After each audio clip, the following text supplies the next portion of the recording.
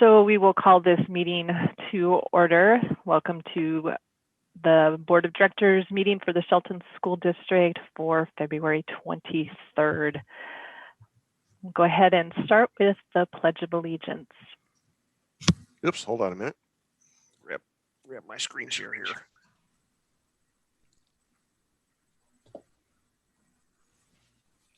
I pledge allegiance to the flag of the United States of America and to the republic for which it stands, one nation, under God, indivisible, with liberty and justice for all.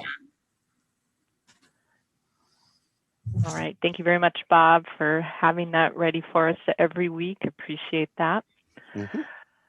So this portion of the meeting, we move on to the adoption of the agenda. Have school board members had an opportunity to look over the agenda? Are there any questions or discussion?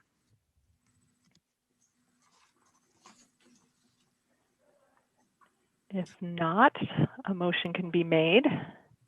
I move that we accept the agenda as presented. I'll second that. It's been moved and seconded to accept the agenda for February 23rd. Is there any further discussion? All those in favor say aye. Aye. Aye. Any opposed? All right, the agenda is adopted. So the third part of our meeting is community comments. I am not seeing anyone who has dialed in at this time. I will go ahead and read our statement. So if you are interested in making a community comment, it gives you about a minute to get called in. So as part of the regular school board meeting, the board invites community members to make public comments in person and or by phone as conditions allow by calling the phone number and entering the ID posted on the school district website. Our public comment procedure allows each person 3 minutes to speak, and comments will be heard during the 2 community comment periods as listed on the agenda. In accordance with the Open Public Meeting Act, the board is not allowed to discuss items that are not on the agenda. The board may direct the superintendent to follow up on certain items that arise during public comment if appropriate. As with in-person meetings, public comments received in writing or by email will not be read aloud, but will be directed for follow-up where appropriate. Please be mindful of how you present your testimony, as the board will not allow complaints against an individual staff member or student in open session unless that individual has requested an open public hearing. Please state your name before speaking. All right, so would anyone like to make a public comment? I am not seeing anyone called in at this time. All right. Well, there will be another opportunity later in our meeting after the superintendent's report. All right, so we'll move ahead to item number 4, reports and recognition. Our first item on the agenda tonight is the opening of school report with Marianne Marshall and Kelly Neely. Thank you. So Kelly and I thought it'd be a great idea, along with Dr. Apostle, to put together a little slideshow to share with you how school went with some fun pictures. As you know, we brought back preschool, kinder and first, as well as 5th and 7th grade. So we just like to show you some pics and let you know it went great. That'd be a fun idea. So here we go. Let's see if I have it. It's hard for me to choose pictures because they're all super cute. So we have 7 slides, I think. Are you sharing, Marianne? I lost it. It didn't come on my screen. I gotta pull it back up. Sorry. Okay. Just be prepared. They're super cute.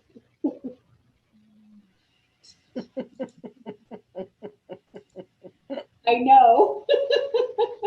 Oh, Marianne, is it showing? It's showing like it did for me. Can you get it to show the regular way? No. Yeah, I think you were in the right drop-down menu there a second ago on the display settings. I think swap presenter view and slideshow. There you go. All right. Oh, Sally, thank goodness for you. We tried this for about 15 minutes earlier. Well, here we are. This little guy is a kindergartner, and he was all lined up and ready to go. It was one of my favorite pictures. He's got his attestation in his hand and is in line with his little backpack and everything, ready to go. So super cute. This first slide shows that people were out and about and we were ready to go. Some cabinet members were out. This one happened to be Jenny. She was over at Mountain View in the ELC. And then the picture of the folks there were the ELC staff, all out and ready to greet their kids. This next one shows how the lineup went with the cars. Every school had people out there greeting folks as they came out of their cars. You can see in this bottom picture, the kiddos were lined up at the school. They were standing all on their little round or taped off spots.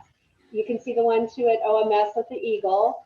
Folks were super excited to be welcoming them back. And then the top picture are our lunch and breakfast ladies with their bagged up meals all ready to go. And the schools were spotless, spotless, beautiful. Red jacket guy is Curtis patching out there at Mountain View also. Oh, thanks, Jenny. There was a lot of hand washing going on. You can see we had our stations and the kids were constantly washing their hands. We had a lot of these round discs out, you know, asking the kids to keep their distance. And as you can see in the bottom picture there, the kiddos were coming in and one of them was practicing his superhero arms to make sure that we had 6 foot distance. Here's another shot. We have Stacy Anderson at one of the elementary schools at Bordeaux, and she was doing her superhero arms with the kids so that they could remember to stay so far apart. We had another person with a kiddo. You can see her with her arms out there. As you look through all of these, you can see that the kids were distanced. The bottom 2 pictures are kindergartners, and they did super well. Dr. Apostle was at one of them.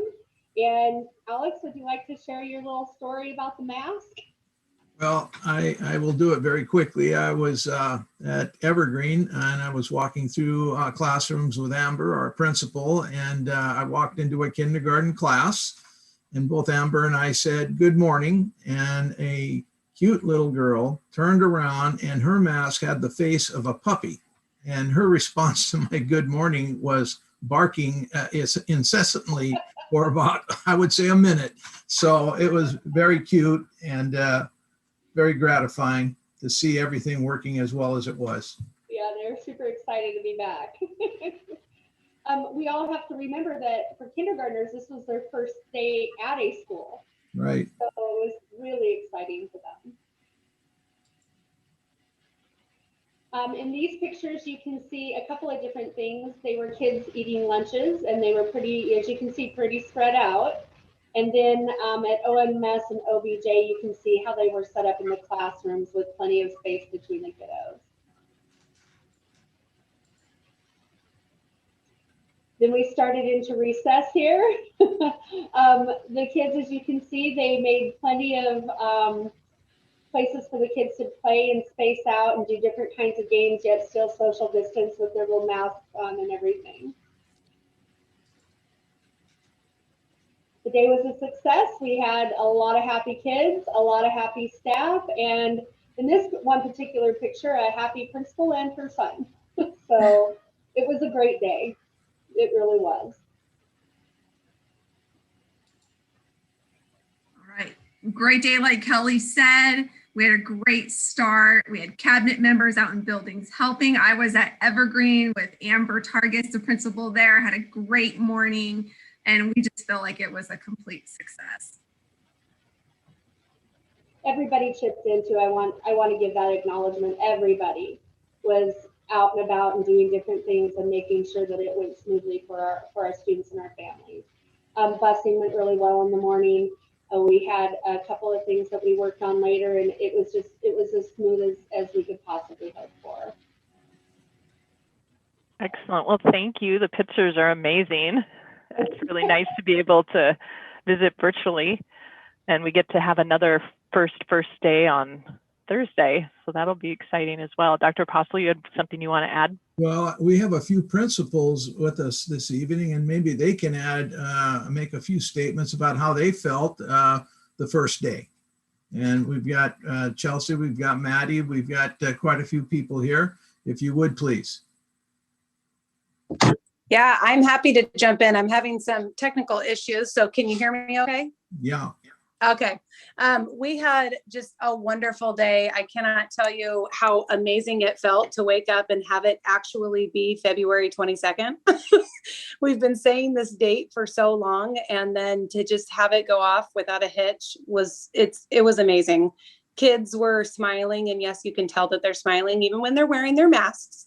And teachers were just joyful, and it really was, I reflect back to when I went down to visit Chehalis, and they said, "I'm so excited for you." And it makes sense because it was an exciting day. So I just have to say it was awesome. And today was just as great. In fact, things were even better. Things were moving smoother already, and we're on day 2. So we know, like you said, Thursday is day 1 again. So we get to kind of retrain and give it another go, but we're really, really happy that it's happening.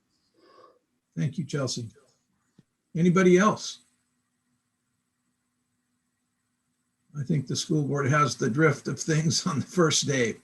Well I think done. Stacy should share just a little bit of her experience at the elementary since she was from Choice. Yeah, that would be good.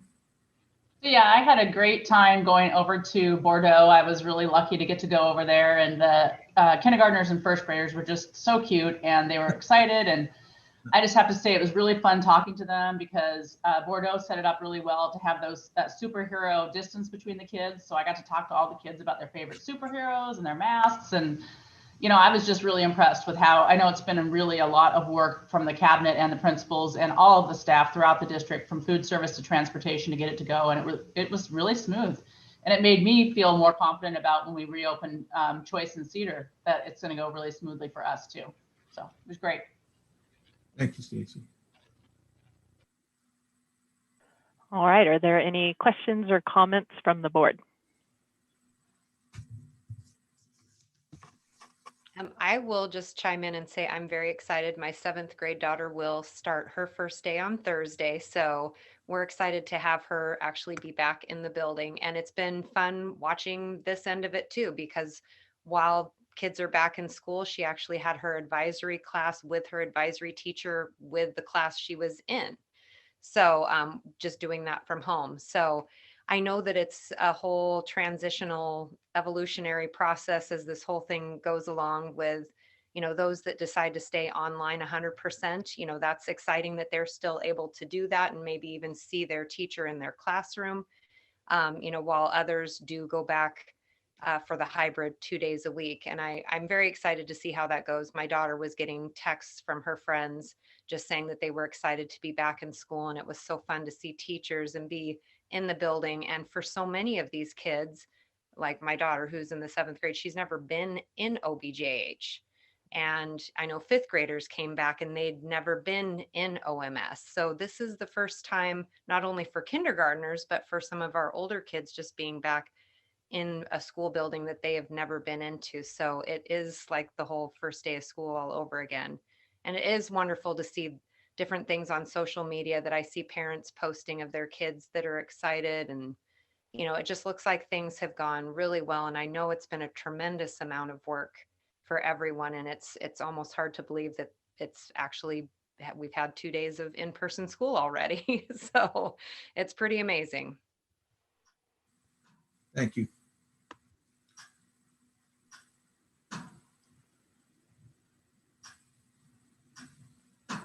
Other questions or comments? I'll comment.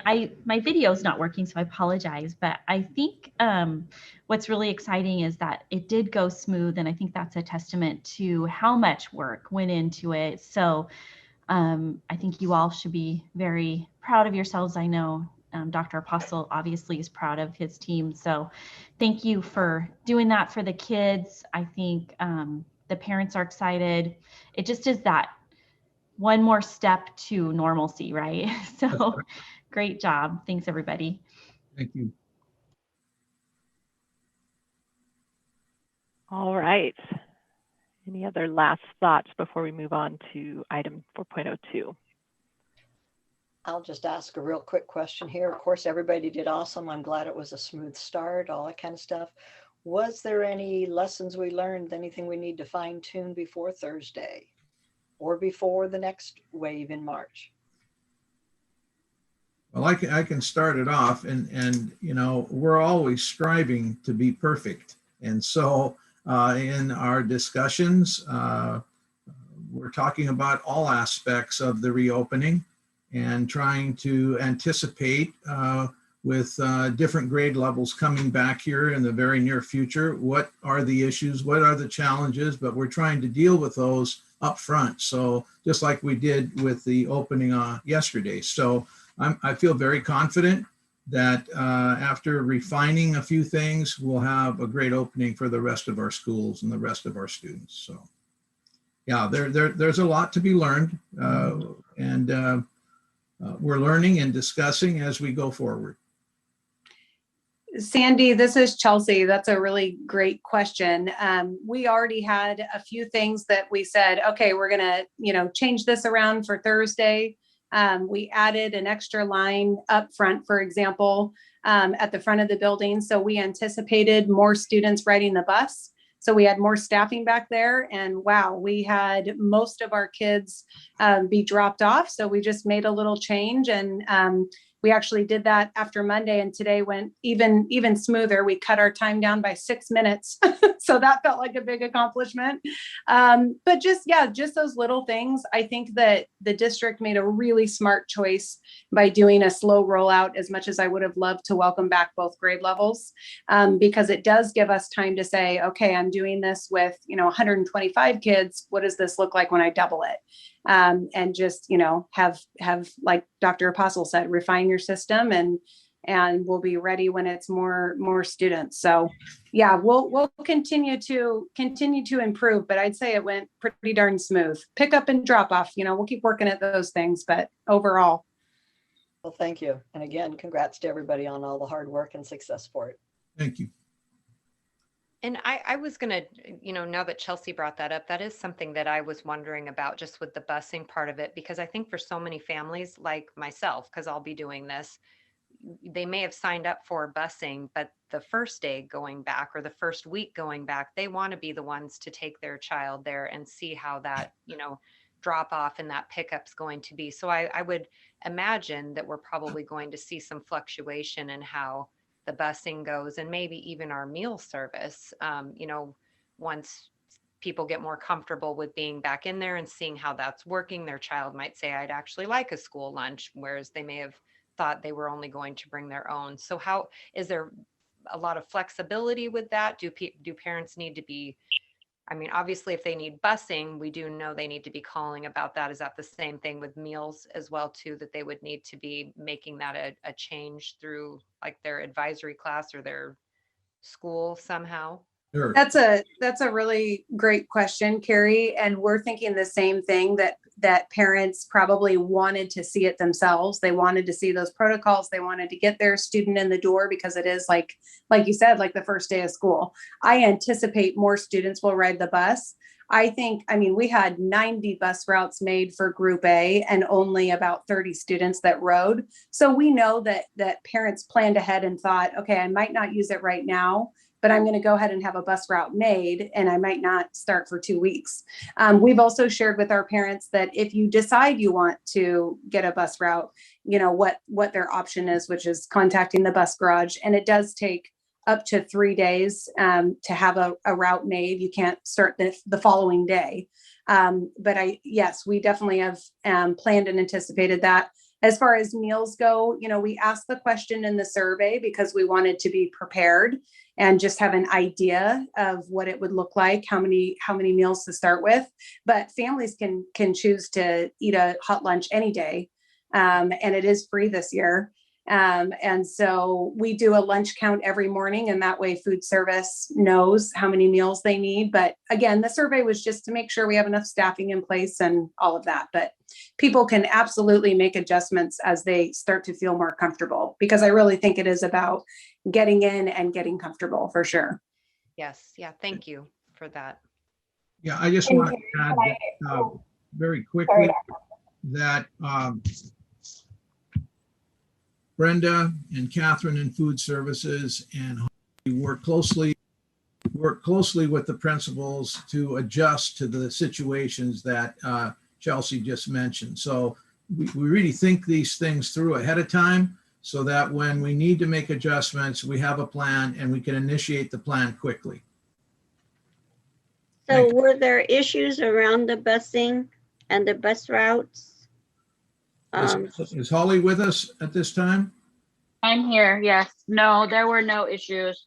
We did have one second grader that tried to get on the bus, but it was very flawless. And we had a couple of hiccups just because of transfers in the afternoon, but we've got it all figured out and ready to go for the next round of first, students getting on the bus on Thursday. Great. I got an email from a parent saying that the drop-off was a half hour late in the afternoon. Usually on the first couple of days, the drivers are trying to get their students situated. And so they do have a tendency to run a little bit late on those first days to make sure that they have all the right kids and making sure that they didn't leave anybody behind. They do run a little bit late.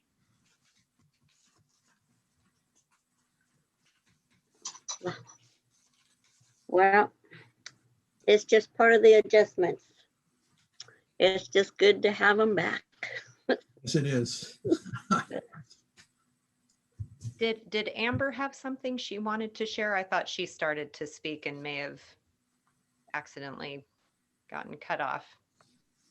Thanks, Carrie. I was just going to say that we're kind of gearing up, like, to answer your question about busing and just, evaluating if needs have changed. And as well as meal services, we're gearing up for our teachers to call home for grades 2 through 4 on Friday. And we know that things have changed since December. So we're asking those questions again. Do you plan on having a meal when you come to school? And is your busing needs still the same? So getting that extra check in there has really helped with us to give numbers to food services that are accurate. We know that they're going to fluctuate a little bit, but they've been pretty accurate for them to get prepared so far. And then it's helped us have a double check for buses as well. So that's been extremely helpful. And Holly and her team has been working day and night. And I know that because I've been working with Holly day and night to make sure that none of my poor kindergartners are left behind. And we had a flawless day today at pickup, and it couldn't have asked for it to go any better. So from day 1 to day 2, it was a success. Thank you, Amber.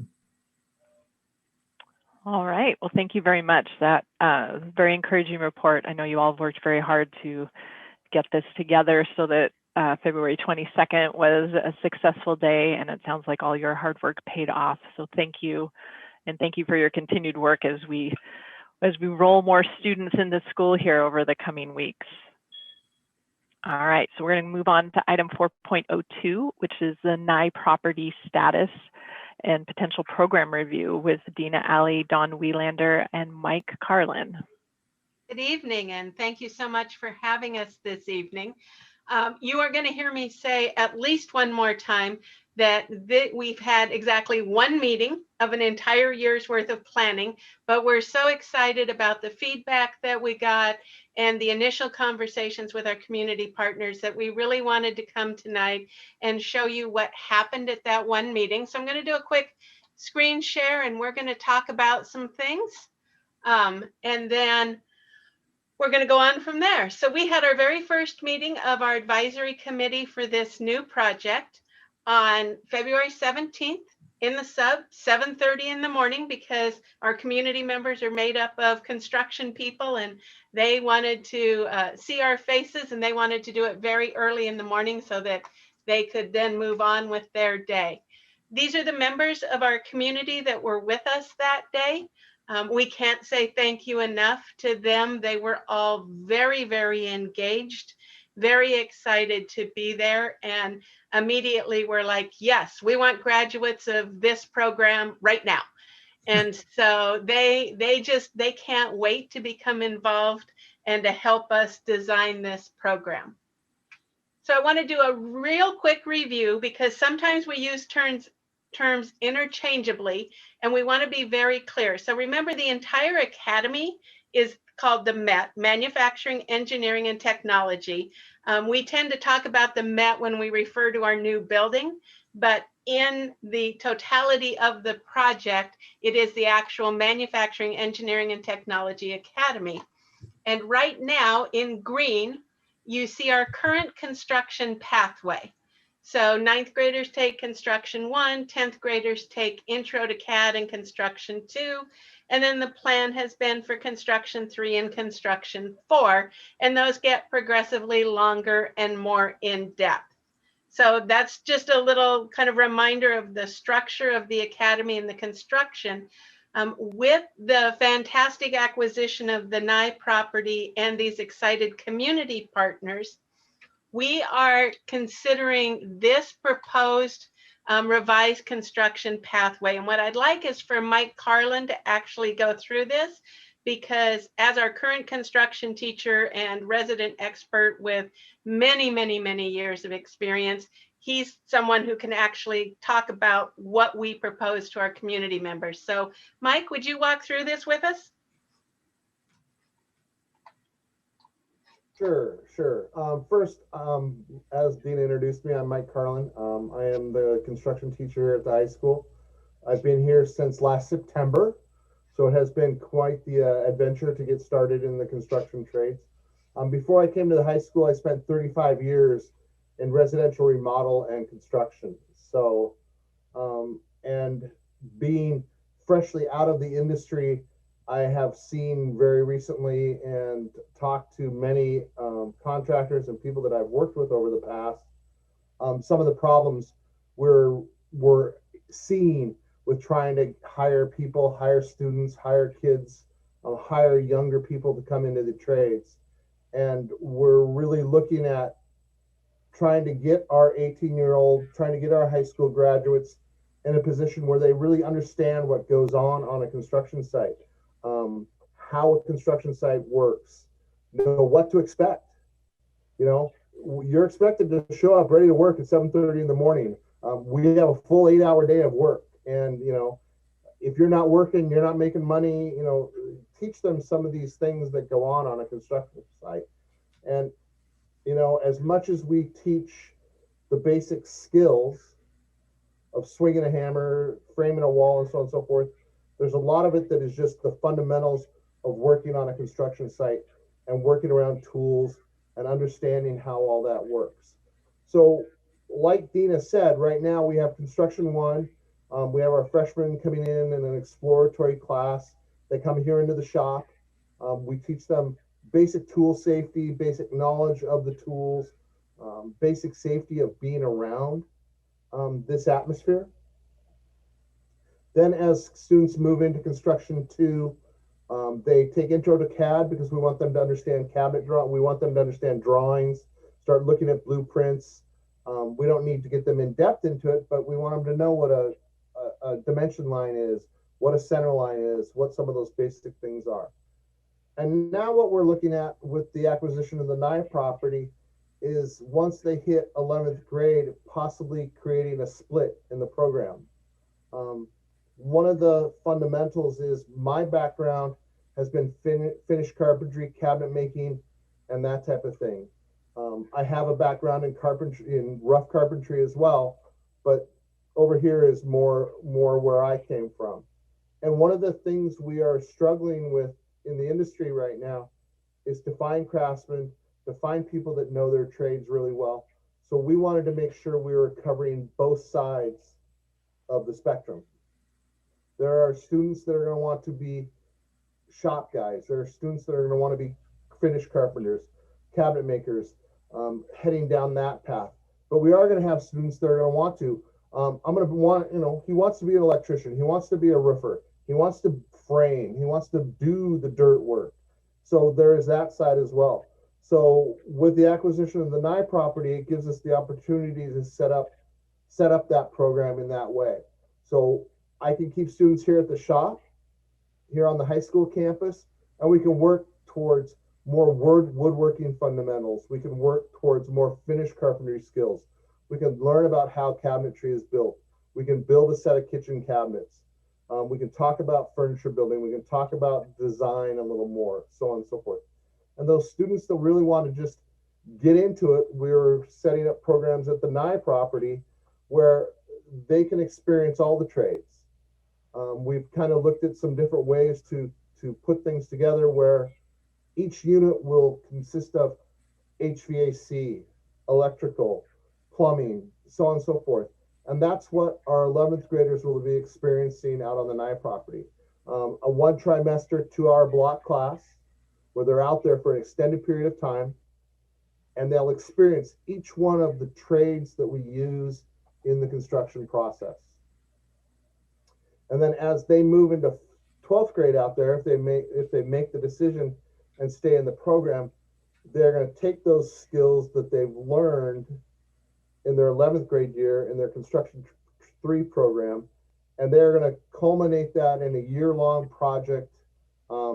As we've talked in, again, very dirt level conversations, the possibility of building a small house, tiny homes or something like that, where the kids that are interested in electrical, they're in charge of that part of it. Where the kids that are interested in HVAC, they're in charge of that part of it. But they're all coming together to create a project from start to finish, experiencing all the different parts of putting the house together, understanding the process of that. And then at the end of the year, that item could be auctioned off, donated someplace, or something of that nature. While on the finished carpentry interior shop work side, we'll be working on probably the kitchen that would go into the house. We'll be building that, helping them design that, working on some types of those different projects here on the campus and for some of our community members. Doing some of the interior trim work out on the house out there. Getting more in depth into those types of projects and those types of things. From what I know of the industry, from what the feedback we got from the community members last week, they really, really want this. They want a student that they can hire at 19 years old that'll come onto a job site, and they don't want that laborer that they have to teach everything to. They want that kid that they can say, hey, go put the blocking in that wall, and they know he knows what he's doing and he can do that. The kid doesn't have to be able to lay out a wall. He doesn't have to be able to figure out how to build a house. But if they can accomplish the basic tasks on a job site with some basic training and some basic oversight, that makes them very valuable to those contractors. And it's the difference between that student coming out of school and getting a $15 or a $16 an hour job and getting a $20 or $22 an hour job. And the community members we hear totally bought into that, and that is totally what they want, because it makes them more efficient. It makes the kids happier. It's just a better thing for everybody. So this is the direction we're going. Like Dina said, we have a piece of property. We're sitting there. What kind of house are we going to put on this property? You know, are we going to build 2 stories or are we going to build a rambler? And this is very, very start of this process, but this is kind of the skeleton and the brainstorming that we've put together so far. So I hope that gives you some of the information we need. And we have had a huge positive response from last week. So thank you very much.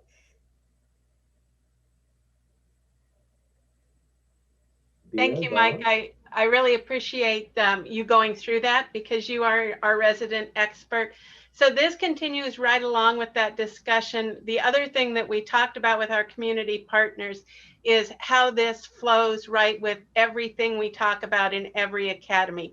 Straight out of high school into a job, if that's what you want.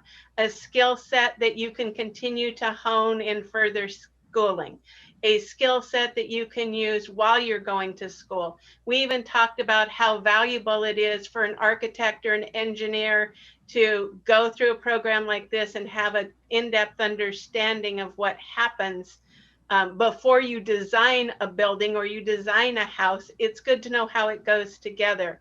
So the next steps are that our community partners are putting together some information. We gave them some basic ideas, and they're now going back and using their expertise to say, yes, please include this. You could exclude this. They also had some great ideas for not only within the shop, but things outside on the property that are part of building that they would like to see. We have asked them if they could have that back to us by the 1st of March, and then we'll have our second meeting in March so that we can keep planning.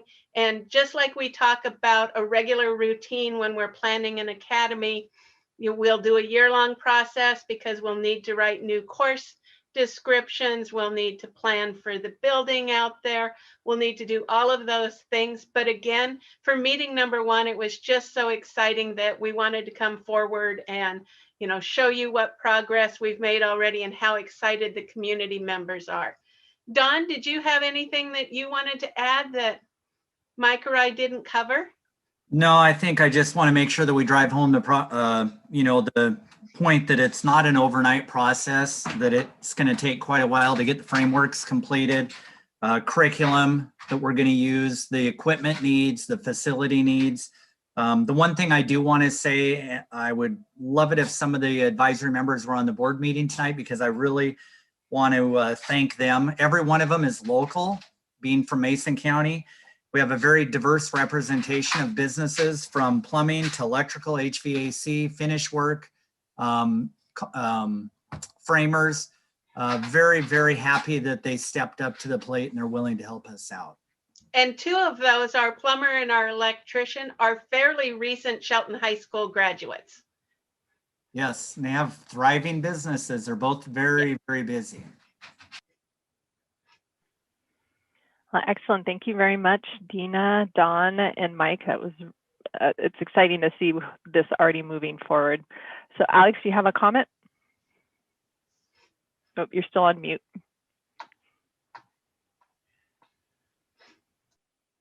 Thank you, Sally. I had the opportunity to have a rather lengthy phone call with Rose Nye over the weekend, and we talked about the meeting that everyone is talking about this evening. And she was very excited with the direction, which is very important to the Nye family. And she's anxious to see us continue to move forward and to initiate this program. So I thanked her for her generosity and commitment to our school district and our community. And she's 100% behind everything that Mike and Dawn and Dina have talked about this evening. So we're ready to roll. Excellent. So are there any questions or comments from the board?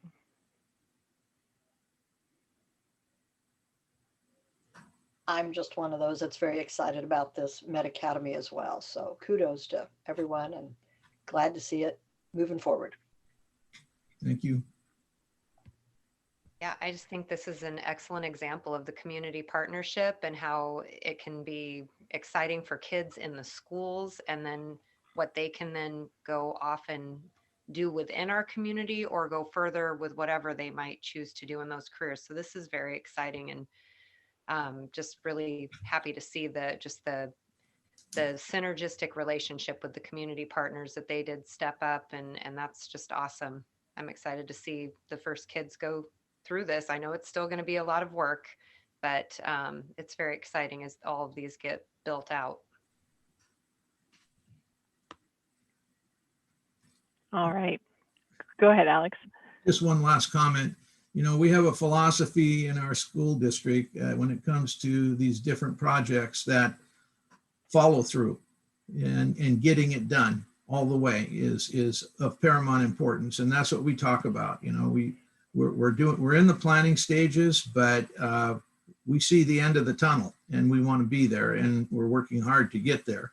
And I just would like to personally thank Mike for his presentation. We're fortunate to have him here and with his expertise, and we look forward to Mike being a big part of the success out at the Knight property. Thank you. Excellent, thank you.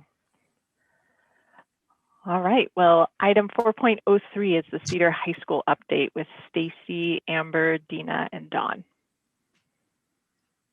Well, good evening, everyone. Thank you for letting us come talk to you about Cedar High School once again. We are really excited at the progress we're making this year, and the students are doing a great job back at school right now, already in the hybrid doing all of their learning through daily Zooms and their project-based learning. So I'm going to turn it over to Amber Hosford, who's taken up the lead on this school for now, and have her give you an update on some great partnerships we're working on. All right, well, thank you to the board for letting me present a little bit about what we've been working on. Cedar High School is really exciting. We've got off to a good start, and we're just keep moving forward to make it bigger and better. So let me screen share a little bit. All right, can you guys see my screen that says Cedar High School? Okay, great. So Cedar High School right now, I am going to do one of the faux pas that they tell you never to do, but I'm going to read it to you. It basically, what our motive is what we stand for is that we leave behind the traditional 20th century school model. We believe that everything we teach must correlate with real world skills that students will apply in their futures. Small classes, innovation, creativity, critical thinking, and student agency are just a few attributes that students will experience while at Cedar High School. Students work in collaboration to complete courses that combine 2 or more content areas, promoting diversity, equity, and rigorous learning. A partnership with Olympic College would provide student opportunities to graduate from high school with stackable certificates, college credits, and industry recognized certifications. So one of the things, just to let you know, that I'm sharing with you, that I'm excited to share with you tonight, is a possible conversation and partnership with Olympic College. Dina and Dawn and Dr. Apostle and Stacy and I have been working on this. So let me tell you a little bit about what that looks like. So we've been having conversations with Olympic College. In this partnership, students would have the opportunity to earn what they call stackable certificates. We'd work towards leadership, organizational development, computer science, and environmental studies. Cedar High School would also continue utilizing the New Tech Network project-based learning model, where students take the highly rigorous courses, interdisciplinary, project-based, that allows them to see the relationships between all the content areas. So right now, for example, we have, well, 3rd trimester, we're starting publishing and computer apps. We have English and history. And those 2 courses, 2 of our courses are being taught side by side. So if a student writes a paper for history, they're ending up earning the competency type credits for their English classes as well. So they're learning to see how the content areas are intermixed together. Students will also be able to, through this partnership, take various CTE courses and earn industry recognized certifications through the Shelton School District. This could be first aid cards, it could be Microsoft Office partnerships, it could be any of the other programs that we can offer with them in these areas. Students would also have the opportunity to take Running Start and or early college in the high school. So currently right now, Cedar High School starting 3rd trimester will begin again our early college for Native Youth course, which is an English 91-93 course for our students. And that is in alignment with Olympic College. So these are some possible courses of study that we would be able to have with a partnership with Olympic College that we're working on. So the one would be the Leadership and Human Relations. These courses down here, Improving Human Effectiveness, Intro to Organizational Leadership, Human Relations in Organizations. Those 3 courses are classes that students would be able to take on the Olympic College campus, possibly through a Running Start program.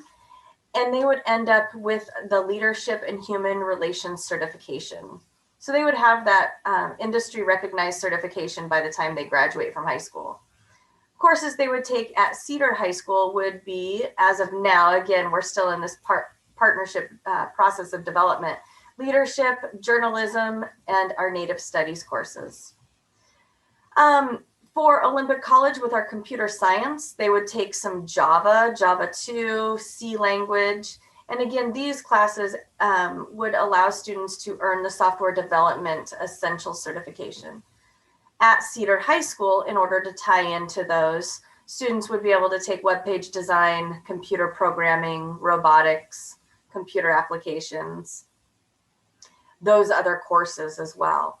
And environmental studies, we're working with Olympic College right now. Currently, they don't have a certificate option, but we're having conversations with them on possible certificates that they would be working with us to put together.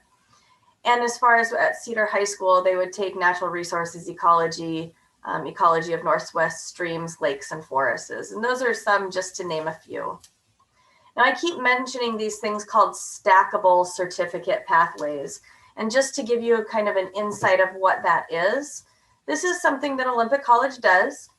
So this is the first certificate of recognition students would get would be the Leadership and Human Relations. So this would be their first step in a certification in order to get to their bachelor's degree. So this would be earned while they're still enrolled at Cedar High School.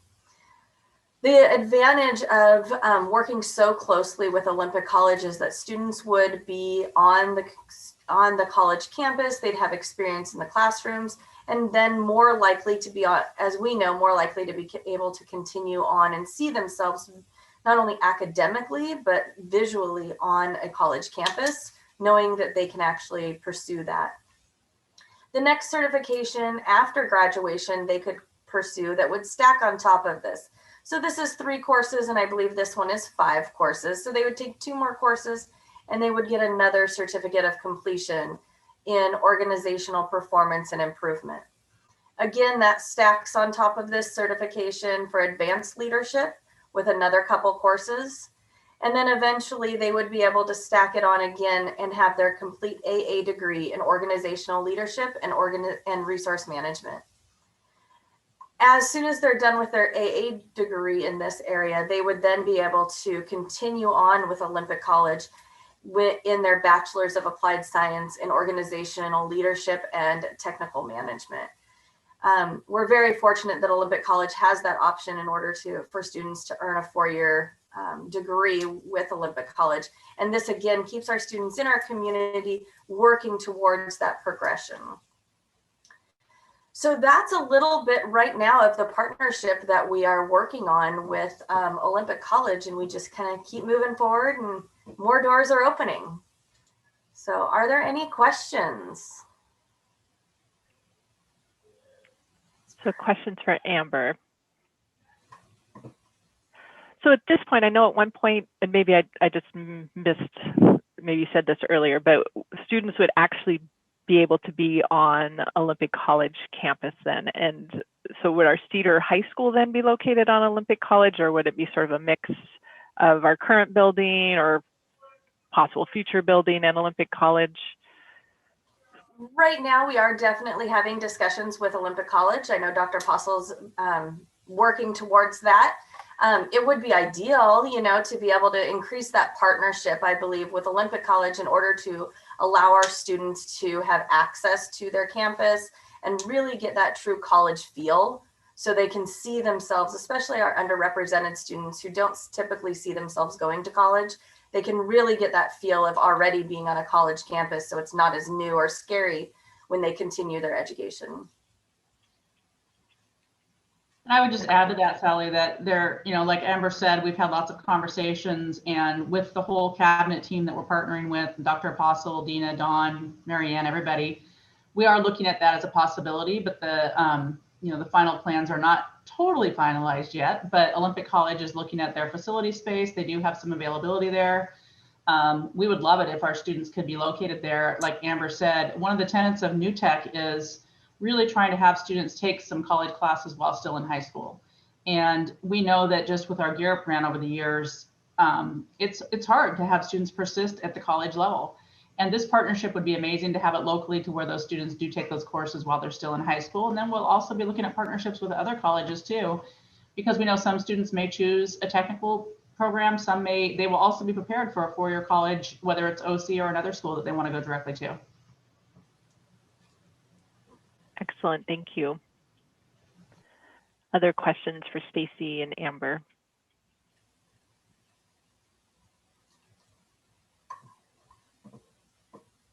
Just a comment of, well done and very exciting to be seeing this as well. You've got a lot of irons in the fire and a lot of new possibilities. Thank you. It's pretty exciting just even seeing this year our students, we're doing all these projects right now virtually, which has been really challenging. We're using Zoom a lot and breakout rooms and waiting rooms, and our teachers are doing a great job of getting students to find that partnership and collaboration with the project-based learning. So things are going really well. Again, we're still trying to talk to more and more students to let people know and the public to know how exciting of an opportunity it is for students to study things interdisciplinarily, cross-curricular and work in groups and do things for our community. So it's pretty exciting. Great options. That's what we need. Yes. Yeah, I think it's really exciting, and I imagine it's just going to keep growing. And even though this Zoom environment has been difficult, when you think about just how many employers have had to move to a model like that and may stay that way because they found that the ease of doing that and it's less cost in travel, or it's just easy to get a large group of people together that are now comfortable with that kind of platform. The experience that those students are getting doing that and being comfortable in this just has, even though it's been a bumpy process for all of us going through it, it's definitely, even in the industry that I'm in with healthcare, meetings like this, I'm finding are happening so much more, and they will continue like that. So yeah, I imagine that this, I think it's a very exciting concept that this school has. And I do imagine it's just going to keep growing the more that students hear about it and see other students going through it and hear about their experiences with it. And with the partnership with Olympic, that could be, just very exciting to get that hands-on college experience and those courses completed as well too. Alex, you had a comment? Oh, you're still muted. It's hard not to comment, but we have great people doing great things in very, very challenging times. If you really think about it, what we've had to do to deal with the pandemic, and yet we're moving ahead with the Nye property. We're dealing with the new Cedar High School. We've got the Med Academy. We haven't slowed down. In fact, we've speeded up during the pandemic. That's not to say that we're not proud of where we are. I mean, we've got work to do in terms of our current program, but we can't stand still. We want to, like Sally was mentioning, creating options for our kids in the 21st century is critical to a great school district. And we're moving forward on these three fronts, and we're not going to stop until we get to the finish line, because we owe it to our kids, we owe it to our community, and we owe it to public ed. So my hat's off to all of our staff who have been working very hard trying to get through the pandemic, and at the same time not losing sight of these three great potential programs for the Shelton School District. So hats off to everybody.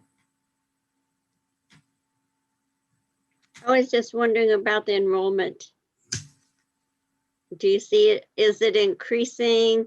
Where the interest is? How can we, even as board members out in the community, support a voice in getting this information out? That's a great question, Sally, and I appreciate the question. I think right now our enrollment has been steady. We haven't lost many students. I think once they come, they don't want to leave. So that's a good thing. I do have, right now I've got meetings scheduled with Shelton High School counselors and Oakland Bay administration and counselors. And, really it's trying to get out there. I plan on shortly, we're going to go out to, the meetings with the tribes. And I've been with some of the Native Ed work groups with Dawn and just trying to communicate. So, we were talking the other day, one of our secretaries with some students for the Fill the Truck.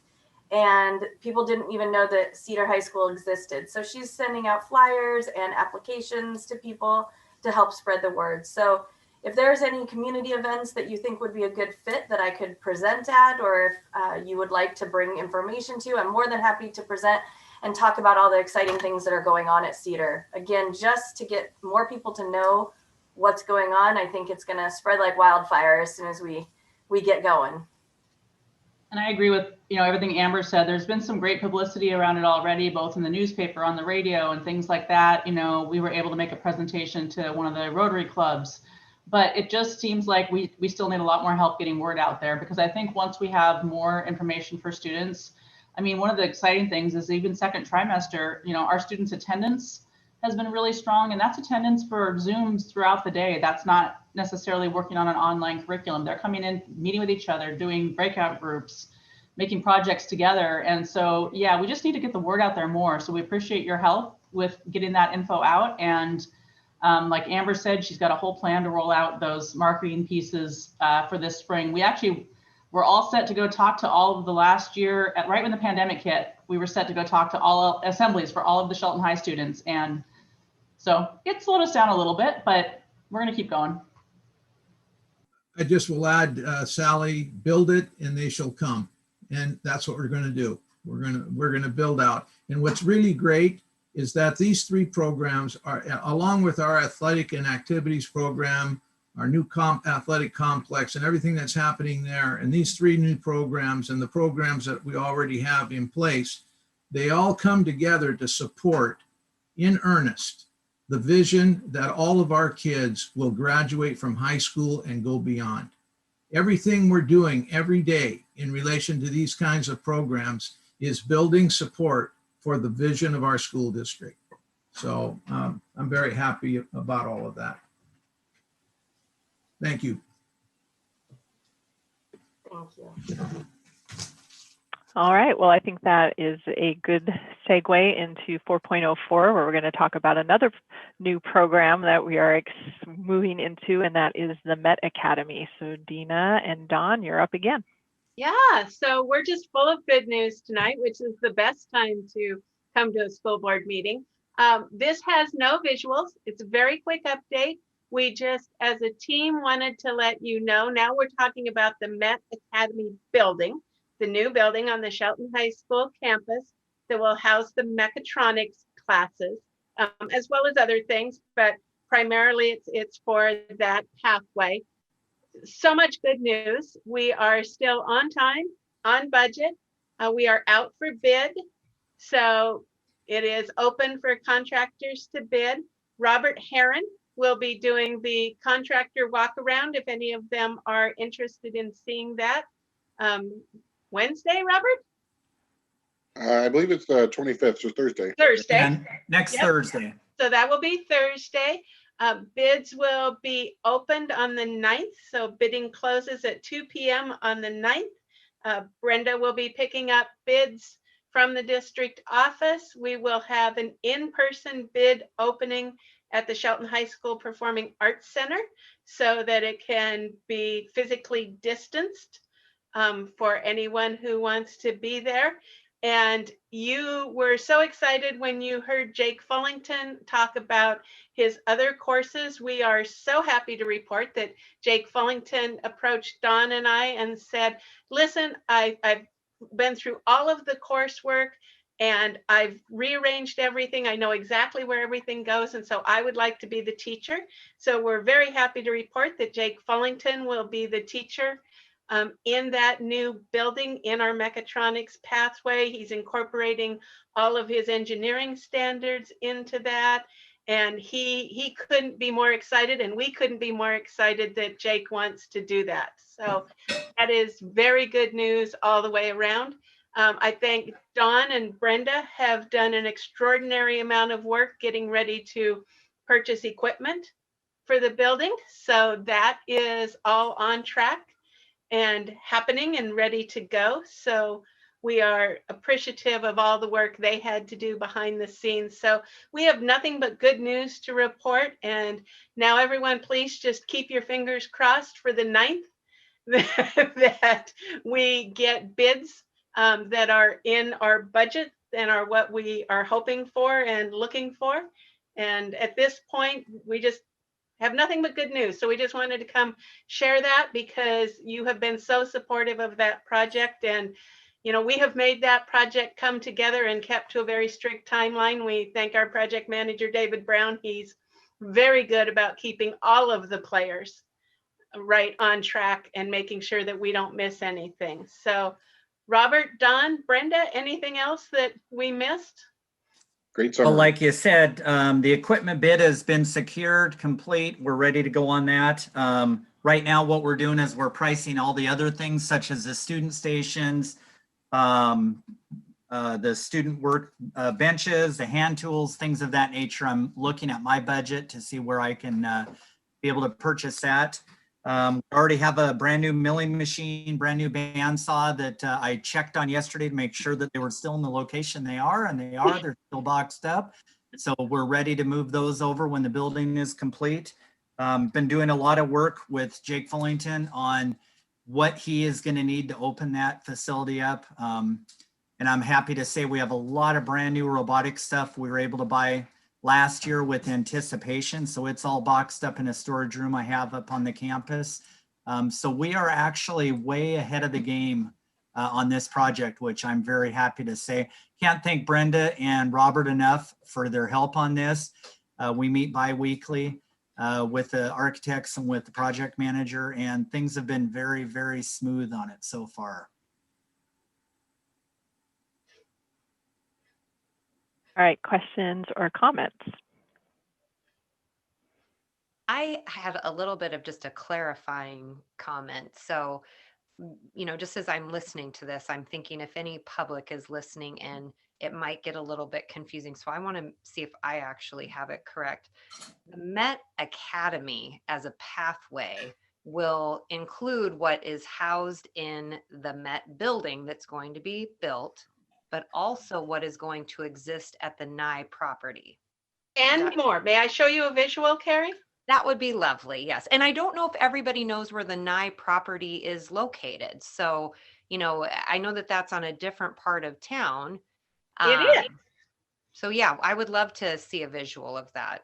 Okay, so if you can see my screen, this is the overall layout of the Manufacturing, Engineering, and Technology Academy. So this is the entire academy. So for those who may be tuning in for the first time, back to our academy terminology, the academy is the overarching theme under which then we have several pathways. So in the MET, the Manufacturing, Engineering, and Technology Academy, we have a construction pathway, a welding pathway, an automotive pathway, and then what is going into the new building on the Shelton High School campus is the engineering and mechatronics pathway, which includes the academy courses of Intro to CAD, Intro to Electronics and Robotics A as 10th graders, and then Mechatronics 1 and Mechatronics 2. So all of these pathways are within the Manufacturing, Engineering, and Technology Academy.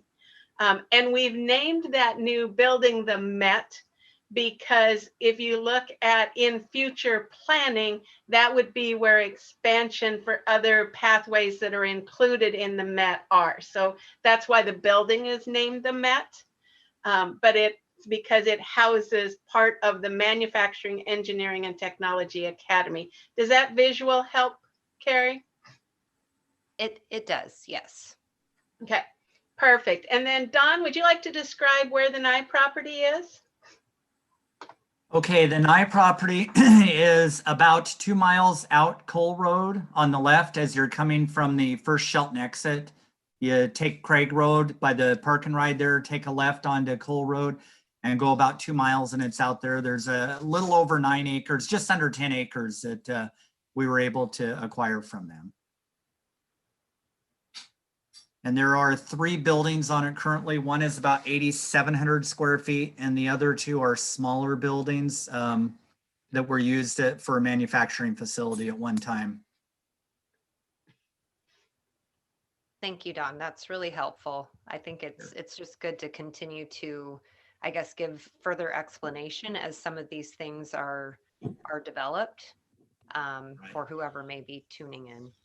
Absolutely. And you'll probably see something that says Shelton School District eventually. Robert and I are working this week on keys and getting everything transferred over so we have complete access to the property. And then I believe Robert's going to go in and change some locks and do some things out there to secure it for the district. Is that correct, Robert?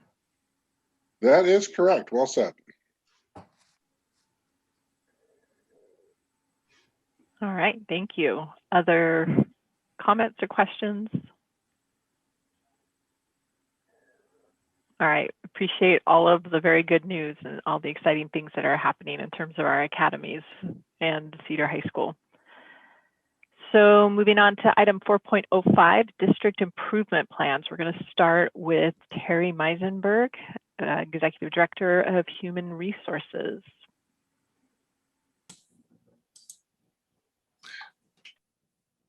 Well, good evening. It's a pleasure to be here and to share with you some of the things that are going on in HR and what we hope to accomplish this year.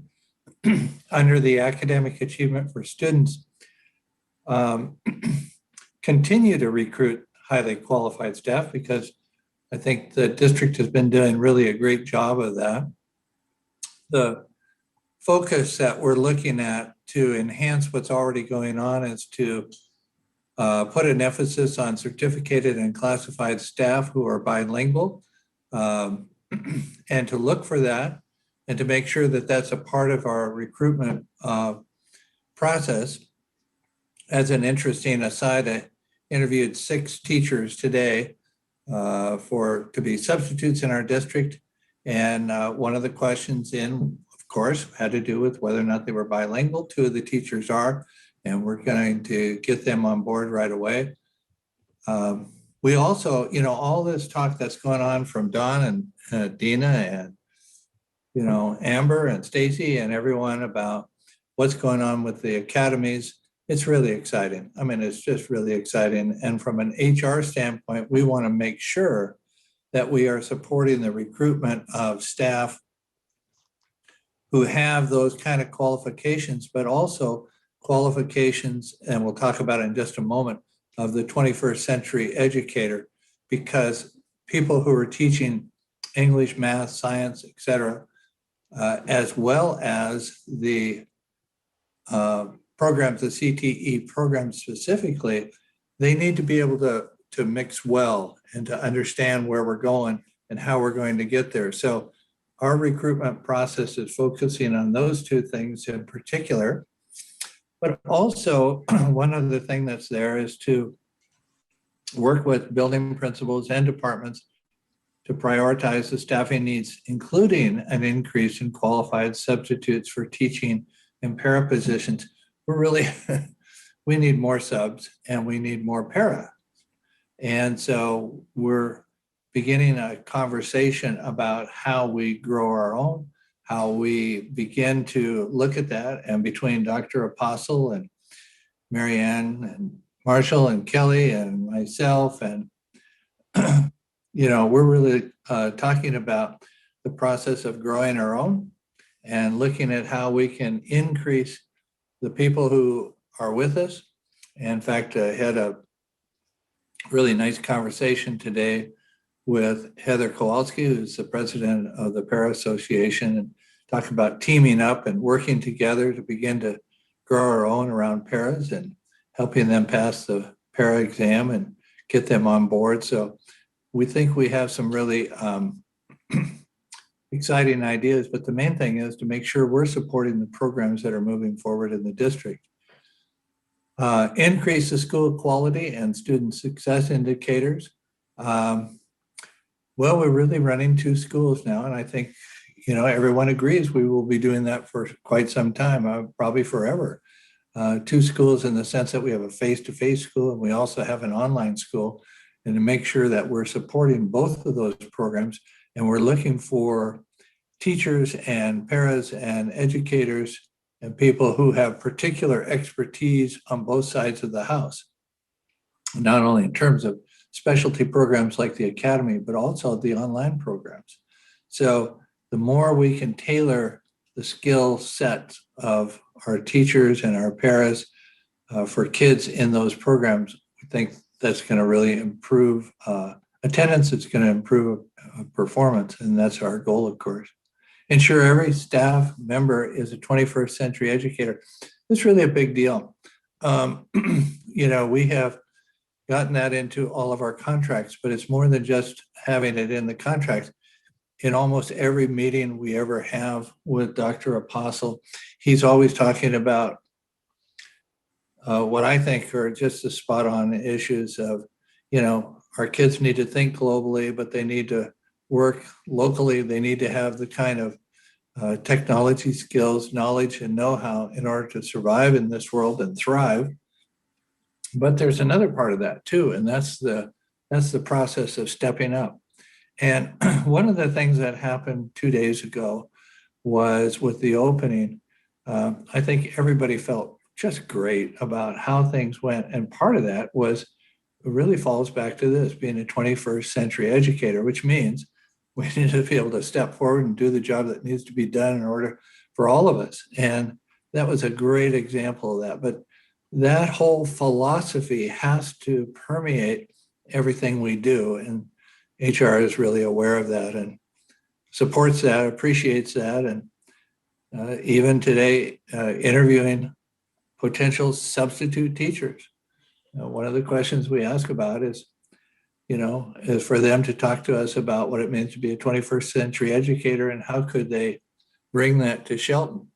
And so we're looking for these things and trying to promote them because we think it's going to make a significant difference. And then promote the equity in all aspects of the Shelton School District. And this has to do with prioritizing the recruitment strategies to include a diverse staff, of course, but that diversity should represent the diversity of our community.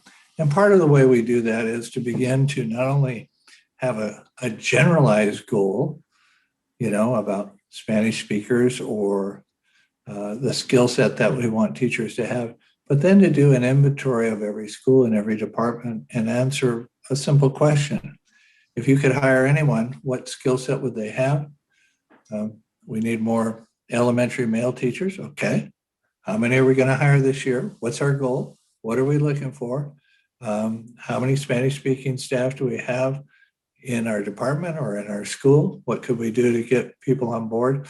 So it's not a matter of just HR doing the recruitment and having the goals, but we're all working in the same direction. So that's where we are in terms of our goals for this year. And that's all I have right now, but thank you. Excellent. Thank you, Terry. Any questions or comments for Terry?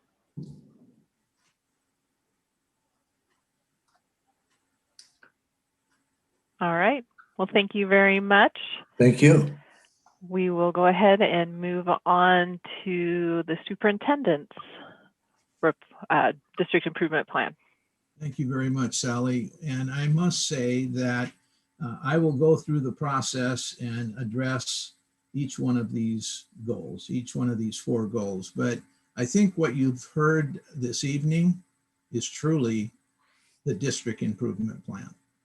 It's the programs that we're striving to implement to make education for our students and staff exciting and inspirational, so that students want to come to school, they want to do well, and they want to do well in life. But I will go through the process here and make comments on each one of these 4 goals.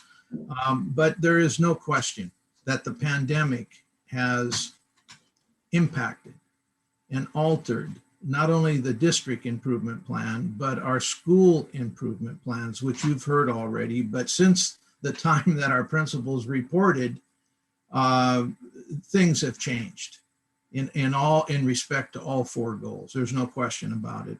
But let's take the first one, improve overall academic achievement for students, improve our math reading scores in grades 3 through 8 and 3, 8, and 10 by at least 10% as measured by smarter balanced testing. And my comment on that one is that the pandemic has definitely impacted the current and future validity and reliability of any standardized testing. We are currently awaiting the OSBI position on all standardized testing, including today's announcement, which stipulated that end of the year testing would be coming forward.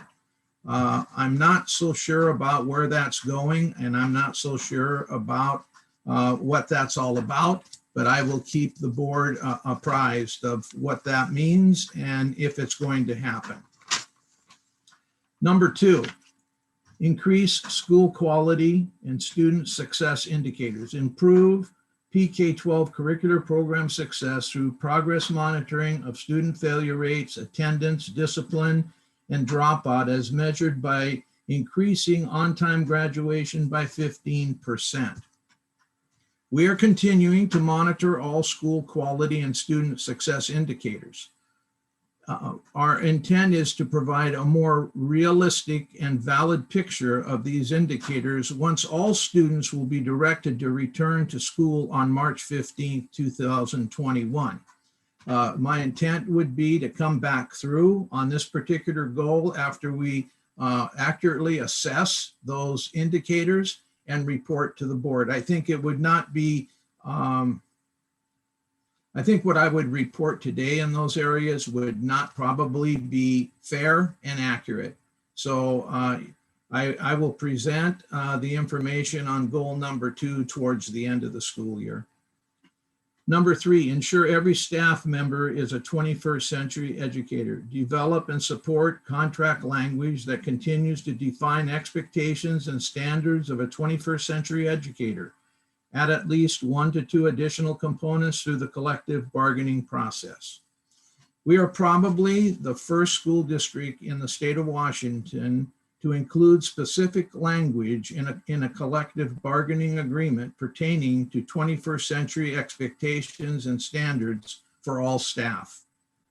When we enter negotiations this spring, we will continue to work with our union leaders to enhance these expectations and standards into the future. I strongly believe these attributes have been demonstrated to the maximum by all staff this past year and, quite frankly, in prior years. I congratulate our staff for their outstanding accomplishments during a very, very challenging school year. Number 4, promote equity in all aspects of the Shelton School District. Monitor staff utilization of school board approved instructional materials, PK-12, through classroom visits during the year, and continue to monitor executive directors and principals' efforts to ensure overall compliance by all staff. That was a difficult one to do, I will be honest with you, but it hasn't left our radar. Second, monitor that teachers are teaching the core curriculum through classroom observations, PK-12, and the oversight of executive directors and principals to ensure continued compliance by all staff. It's funny, but I think it was yesterday or possibly, yeah, it was yesterday that I was talking to Mary Ann about our K-12 instructional review process 2 years ago. And I want to make sure that we place that effort, which was a year-long effort, front and center as much as possible and as soon as possible to ensure that we are providing the appropriate instruction for all students in all areas of the curriculum. Equity in terms of providing is basically providing the very best for all students, and it must continue to be a priority in our school district. I think we have work to do. It is our opinion that merely providing the opportunity for equity is not enough. Our continued belief must be to create an academic program which inspires, motivates, and cultivates an environment that all students believe that they can and will achieve at a very high level, regardless of age, ethnicity, and culture.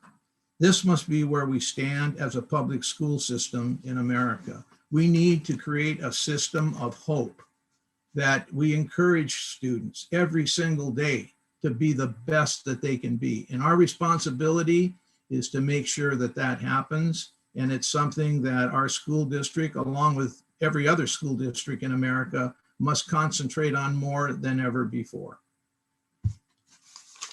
Thank you. All right, thank you, Dr. Apostle. Any questions or comments on the superintendent district improvement plan?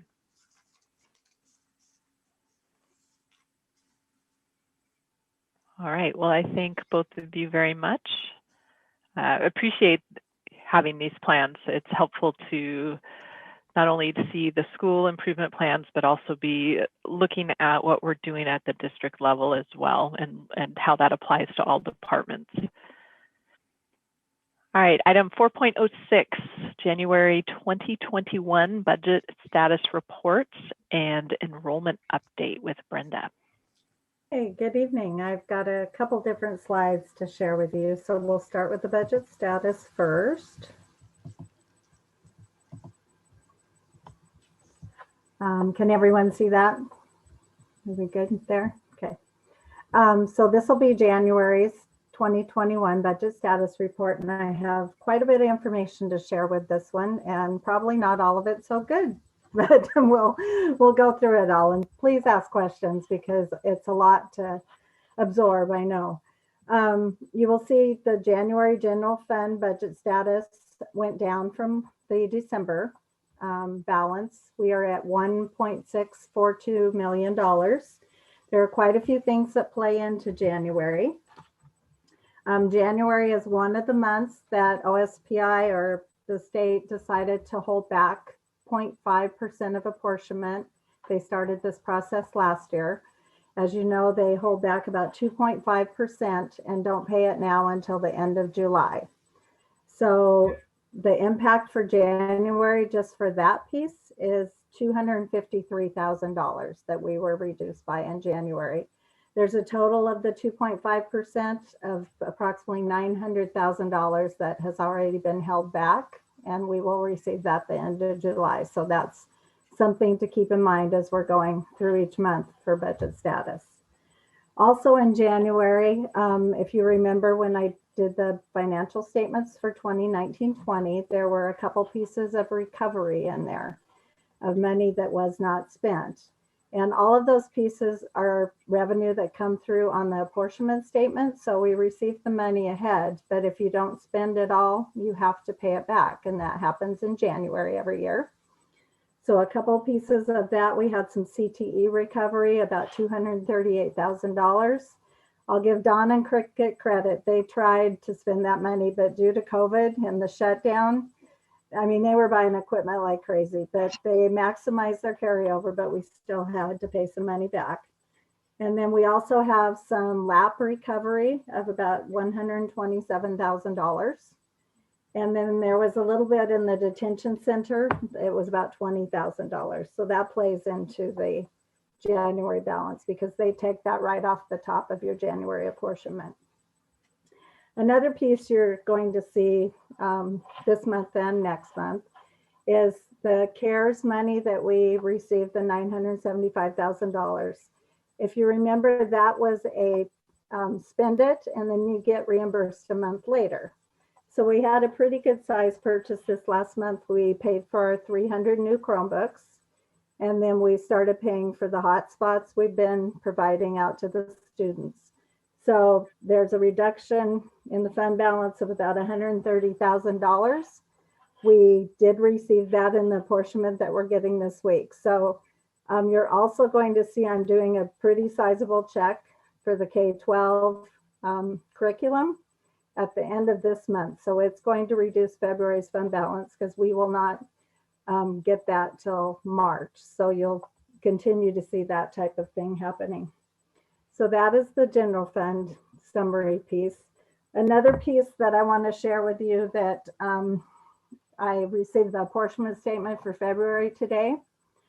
The dreaded $0 of transportation funding has hit Shelton School District.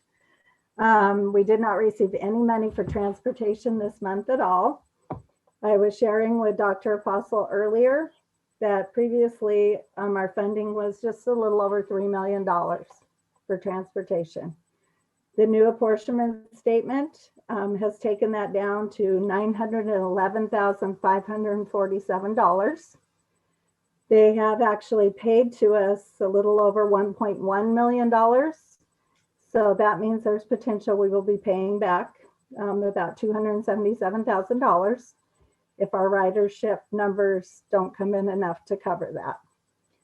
We have already spent out through January $811,000. So once we run February payroll and pay the transportation bills for February, we will be running in the red with that program. So hopefully the legislature still does something. I'm really not sure what's going to happen with that, but OSBI warned us and it has hit Shelton School District now. Brenda, let me just, excuse me, just say a couple things. Number one, the direction that I was receiving in my meetings was that this was something that the legislature was going to deal with and that they were going to try to work things out. And obviously it didn't happen, but I can tell you that we are among 99% of all school districts in the state of Washington on this one. I can only imagine what budget and financial directors are doing this evening dealing with this particular issue. I'm going to maybe head something off here, Brenda, and I hope I'm not speaking out of turn. But, you know, we were told that we were going to get a little over $4 million in federal funding. That came to the state. And, you know, it seems to me a little ridiculous that, you know, we could be getting 4 million, but they shorted us on this transportation vehicle fund. So you can see the thinking as well as I can why they shorted us on this transportation budget. I'm very disappointed in the way that this has been handled up to this point. I'm hoping that maybe they'll reconsider, but it really puts all school districts in a very vulnerable position, and it's not necessary to do it. In the last meeting with superintendents, I heard from lobbyists that the state of Washington was doing fairly well financially, much better than what was anticipated. And so getting this information today was extremely disappointing.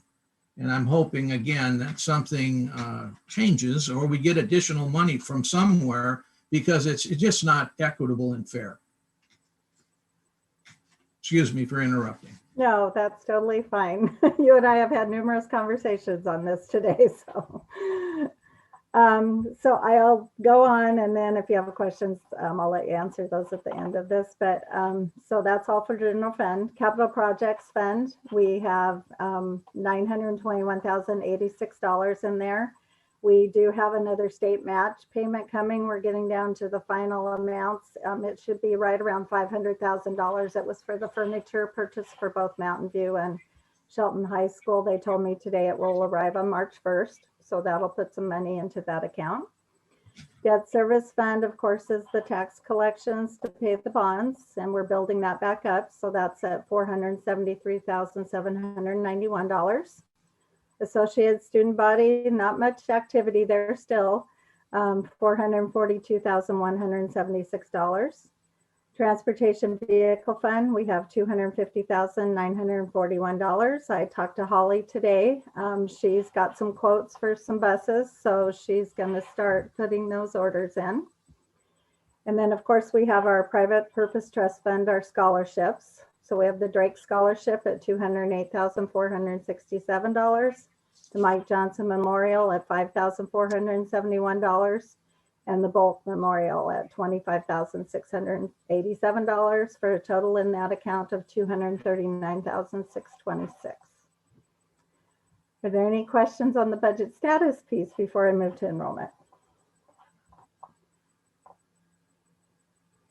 Regarding the buses on order, that's a different pot of money than the other transportation money that's being shorted. Right. Your day-to-day operation transportation money comes into the general fund. That's for your fuel, your drivers, your mechanics, that type of thing. But the transportation vehicle fund can only purchase buses. So they are two separate. And so not purchasing buses doesn't help to balance out that other account because it's in as part of the general fund. Yes. Thanks. I can't use it for that. So Brenda, I know early in the year we were talking a little bit about food services money and that was a little dependent on the number of meals that we were serving and that kind of thing. How are we doing with that? Right now we're running just about $50,000 under funding. So we're hoping numbers pick up now that we're back in the hybrid model. Catherine and I are going to start watching that pretty closely and see where we're at. We only brought back one additional person for this first phase of hybrid. So our costs shouldn't go up too much except for additional food. So we'll be keeping a close eye on that. All right, thank you. Mm-hmm. Okay, any other questions before I go to the next one? Okay. All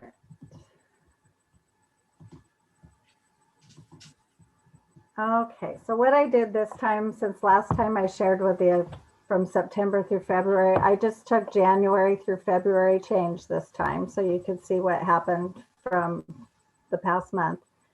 So our first one was Bordeaux went down by 1 FTE. Evergreen went down by 3 FTEs. Mountain View went down by 2. Olympic Middle School is up by 1. Oakland Bay Junior High had an increase of 3.57.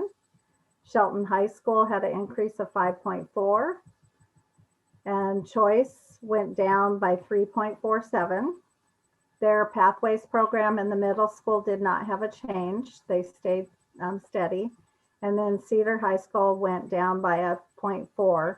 So we only had our net was a 0.1 increase. So we are still running at 21.31 above our budget of 41.25.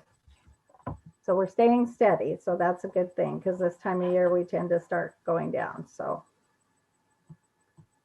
is there any questions on that?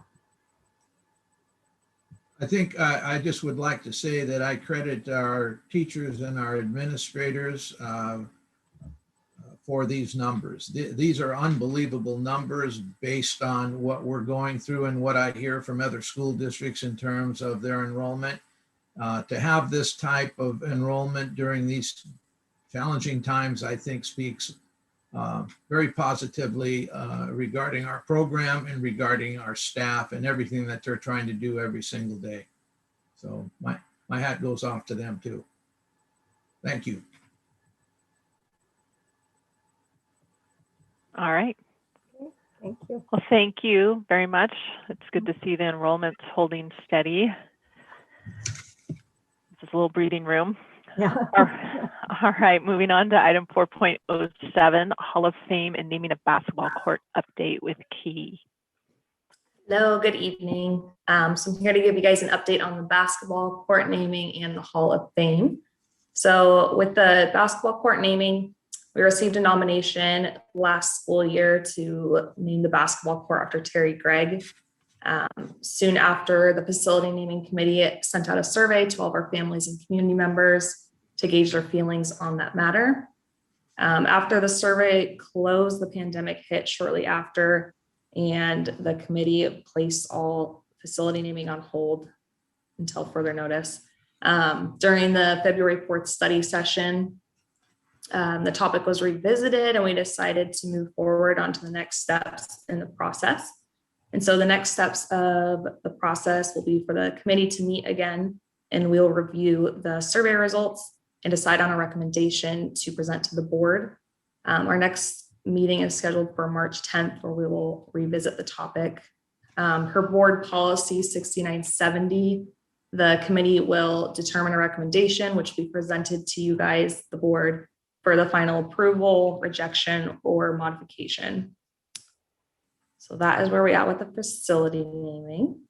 And the Hall of Fame is moving along great. We had our first reception inducting people into the Hall of Fame last year, right before COVID hit. And we had 25 people inducted into the Hall of Fame. We are currently in the process of accepting nominations. The nomination window opened on October 1st of 2020, and it'll stay open until October 1st of 2021.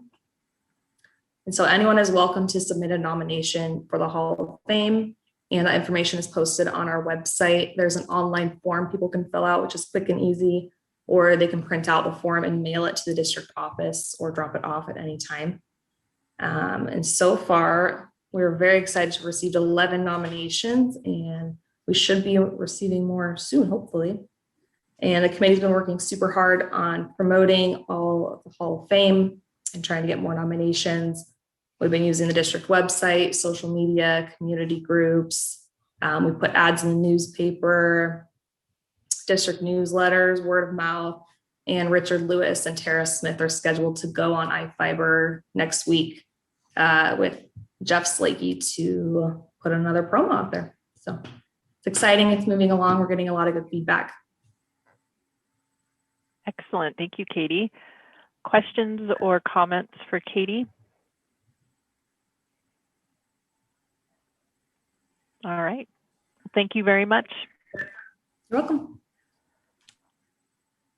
So moving on to the consent agenda, item number 5, we have some minutes and general fund warrants and a personnel report. Are there any questions or discussions about this or a motion? I'll move that we approve the consent agenda. Second. It's been moved and seconded to approve the consent agenda for February 23rd. Any further discussion? Hearing none, all those in favor say aye. Aye. Aye. Aye. Any opposed? All right, consent agenda is passed. So moving on to discussion and action items, we only have one thing tonight, and that is 6.01, superintendent search update. So Sandy, I will turn it over to you. All righty. So the last meeting that we had with the search consultants was January 21st. And since then, the job posting went out and was promoted through the network of contacts at McPherson and Jacobson. It's appeared on the job board at WASDA and at AASA, which is the School Superintendents Association. They featured the Shelton School District position on February 3rd. It's also been advertised on the Association of Latino Administrators and Superintendents. It's also been promoted through the network of contacts listservs at 2 OSPI offices, the Office of Migrant Education and the Office of Native Education. It's advertised in the Tribal College Journal. And as of last Wednesday, there were 11 applicants, and typically there's a flurry of applicants as the deadline approaches, which is coming up this week. Thursday is the deadline, February 25th. And the search consultants have been and will continue to be doing their work on the applications. We will meet with them again March 18th, looking to narrow our choices so we can select candidates and begin with the interviews, which are set for, I believe, March 27th through the 31st. And assuming we don't regress into phase 1, we may be able to do more than just Zoom meetings for interviews. So we should start making some plans and alternative plans. In addition, board members should be thinking about interview questions. We've seen lists of questions that have been used in the past or used elsewhere, and we can use that as a starting point to develop our own individual lists.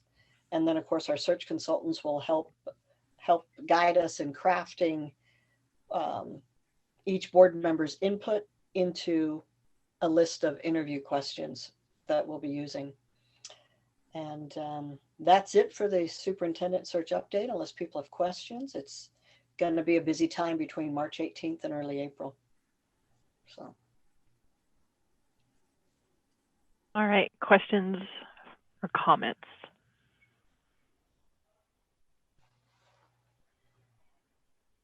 I'm hopeful that we're able to bring some candidates into district. So I think it's always good to give them the opportunity to see what it is what we're about, chance to see our buildings, meet people who work here, meet families and students. So I'm hopeful that we'll have that opportunity. I think it's also good that we get the opportunity to see whoever the candidates are here as well. I think that'll help us get an idea of who's going to be a good fit for our district, who's going to come to fill some awfully big shoes. So any other comments or questions for Sandy before we move on? All right, we're going to go ahead and move on to item 7, the superintendent's report. Thank you, Sally. I'll be quick here. Much of my time has been spent working with all staff to ensure a seamless transition to reopen schools, which, thanks to many, truly happened yesterday, Monday, February 22nd, as planned. Principals, Marianne, do you have any comments other than what you said earlier about the first day of school? I think we've kind of said it all. We had a great opening. But if you have anything else you want to add, now's your chance. I think we over prepared and we delivered. I'm really proud of the work that everyone has done and just want to thank everyone. Thank you, Marianne. Our hope is to continue moving forward with our plan to bring additional students into our schools as soon as possible. This should happen within 2 to 3 weeks, with all students returning in at least a hybrid model by March 15th, 2021.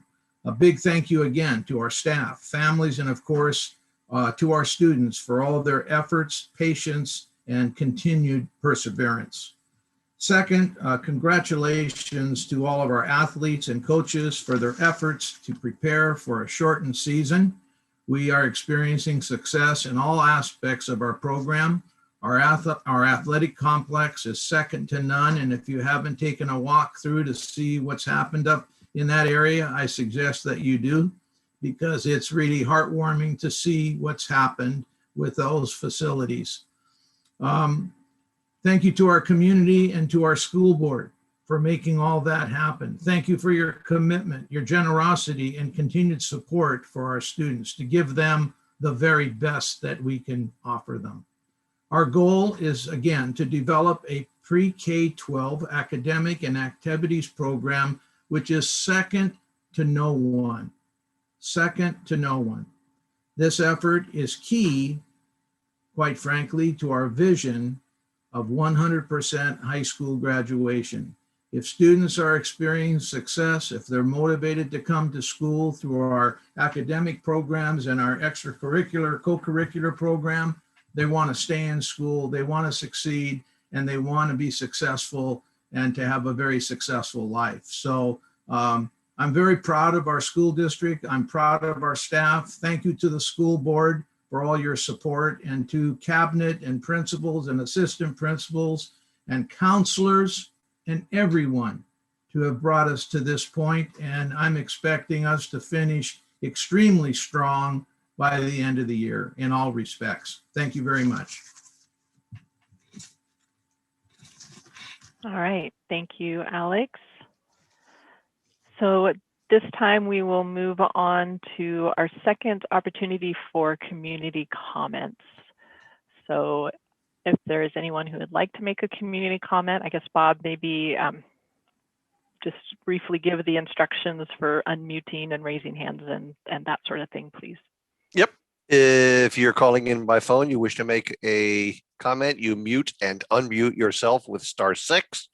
Please use *9 on your phone to raise your hand, which puts you to the top of the list so that you can be seen and called on. All right. Is there anyone who would like to make a community comment at this time?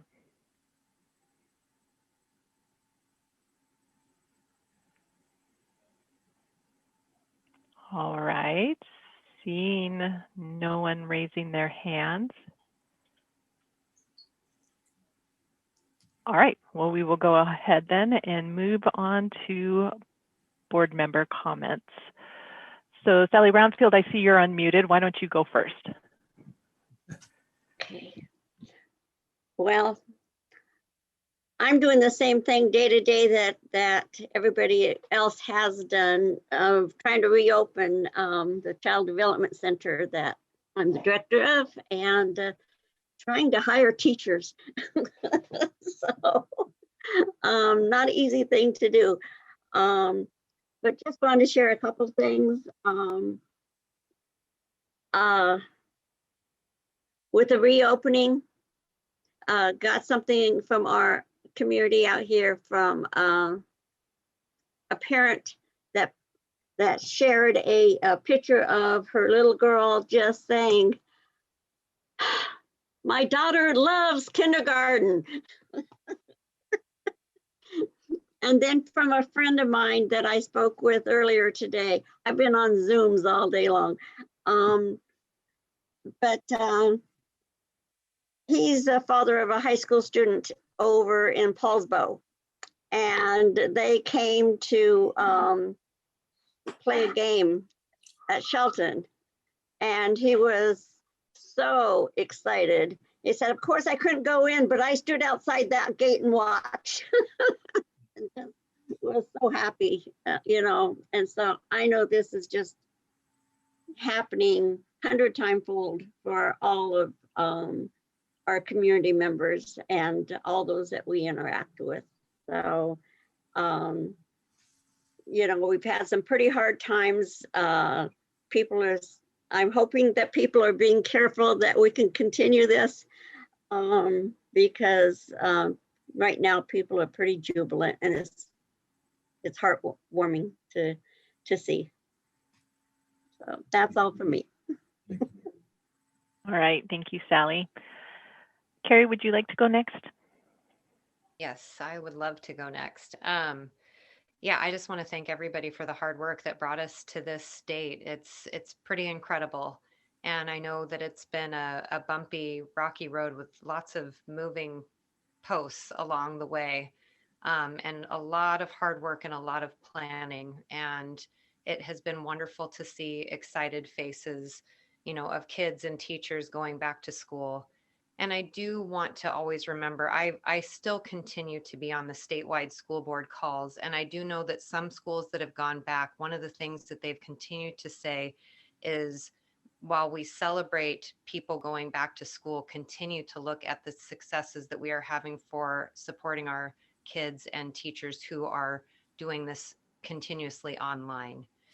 You know, that's an aspect of this moving forward as well, too, for whatever reasons that is, you know, that we're supporting that and continuing to work with our program. And I'm glad to hear that we are continuously looking at how we can improve that for our students as well, too.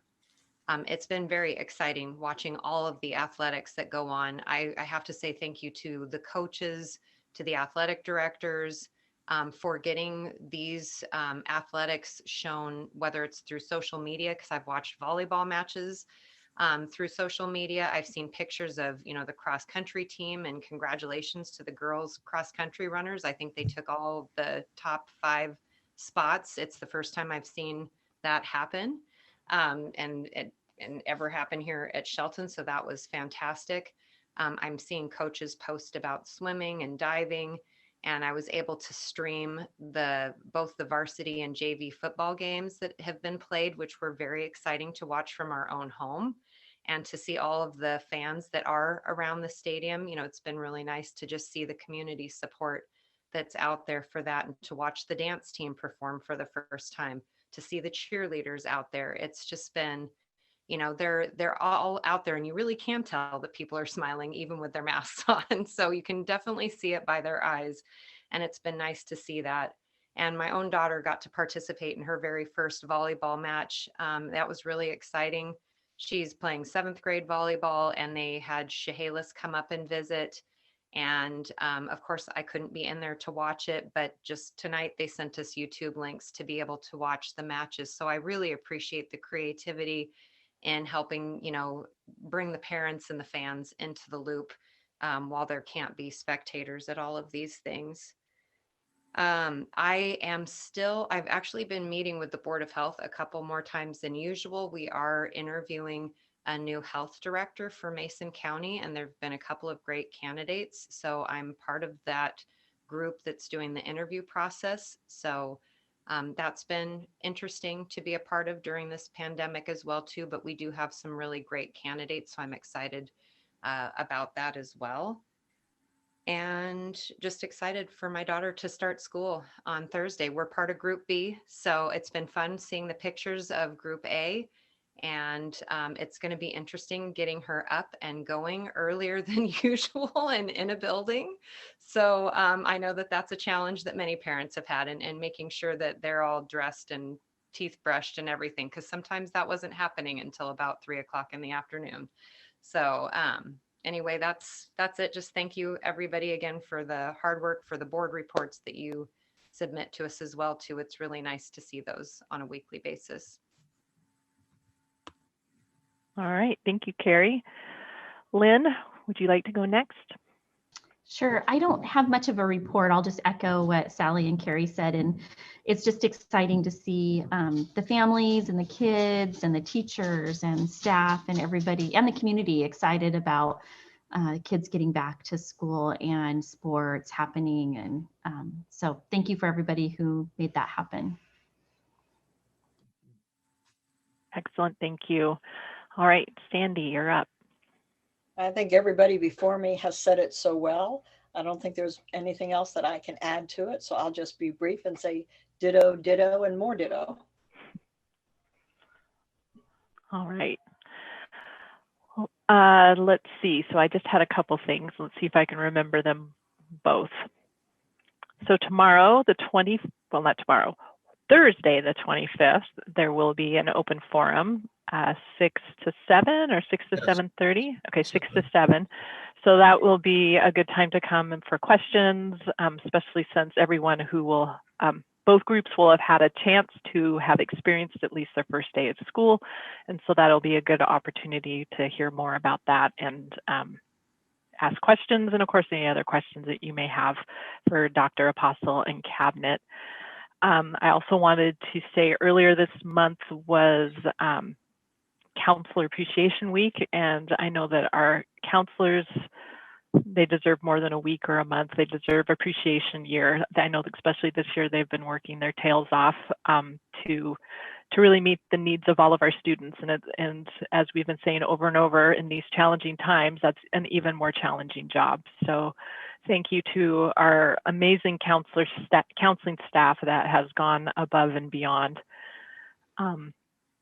And I think, last thing I wanted to say is I had the first opportunity to see the new entrance to the football season. And we after shopping the other day, we made a special point to drive by it so we could see it, which happened to be the day of the game against Kingston. So I saw some of our players on the field warming up, and that was also very exciting to see players out there and cheerleaders getting ready. And it was very early before the game, and people were already lined up around the outside, had their cars already parked in the prime position so they could watch the game from outside of the stadium. So the entrance looks amazing. I'm just very impressed with the job that was done. So well done, Robert and the staff and everyone who worked on that. It's really quite a showpiece to entering our beautiful facility there.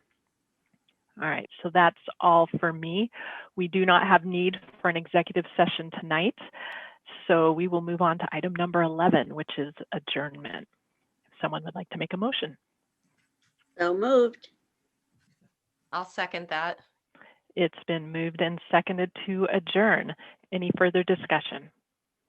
All those in favor, say aye. Aye. Aye. Aye. Aye. All right, we stand adjourned. Thank you very much, everyone.